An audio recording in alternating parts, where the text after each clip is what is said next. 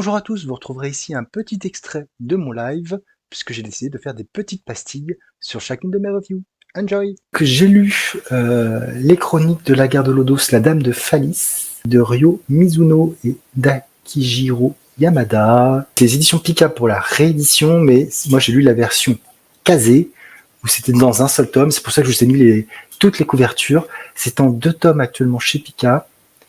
Et qu'est-ce que ça va nous raconter?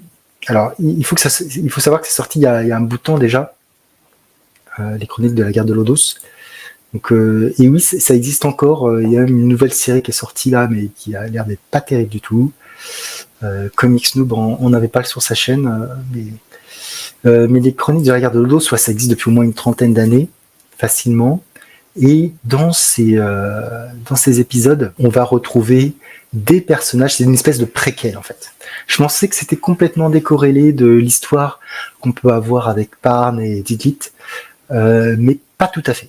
On va retrouver des personnages et surtout l'arrivée des démons sur l'île de Lodos finalement. C'était une campagne Donjons et Dragons à la base. Ah peut-être, je me souviens plus de la genèse de la guerre de chronique de la guerre de Lodos. Et donc on va suivre un personnage qui s'appelle Floss, Dame Floss, qui est une guerrière, une moine guerrière, une religieuse guerrière, je sais pas comment on appelait ça, qui donc sous les ordres du dieu Phalis et qui va rencontrer plusieurs compagnons, donc Beld, Vort, ainsi que Faune.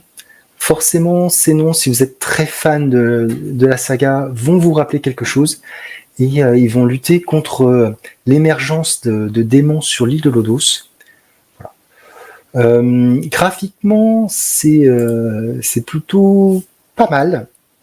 Je vous mets quelques planches là pour que vous puissiez voir. Donc on voit le personnage de Floss qui est ici, personnage féminin, le personnage de Beld qui est en fond A et Faune aussi. On peut voir les trois. Et en fait, le truc c'est que l'histoire est somme toute assez classique.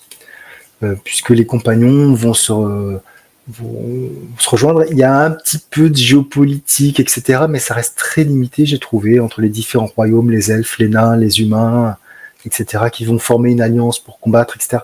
Mais c'est surtout le découpage que j'ai trouvé très perturbant pour ma part, puisqu'on a beaucoup de cases dont les actions s'enchaînent et les bulles s'enchaînent. Donc là, j'ai pas vraiment d'exemple pour le coup à vous montrer, mais globalement, pour moi, il a été difficile, contrairement à Kali, où l'action est très fluide, très lisible.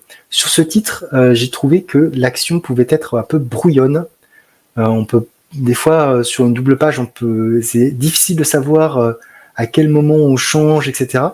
J'ai trouvé ça assez perturbant lors de ma lecture. J'ai trouvé ça un petit peu étrange. Je l'ai lu en sens occidental. Il me semble que c'est la même chose sur la version Pika. J'avoue que je ne l'ai pas feuilleté.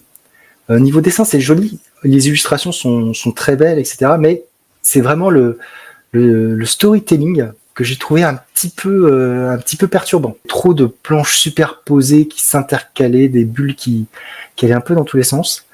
Donc j'en retire une lecture un peu mitigée. Je pense que je vais avoir plus de plaisir à revoir les OAV qu'à relire ce titre. En tout cas, j'étais un petit peu... voilà. Quand je l'ai terminé, voilà, j'étais content de l'avoir terminé parce que ouais, c'était compliqué.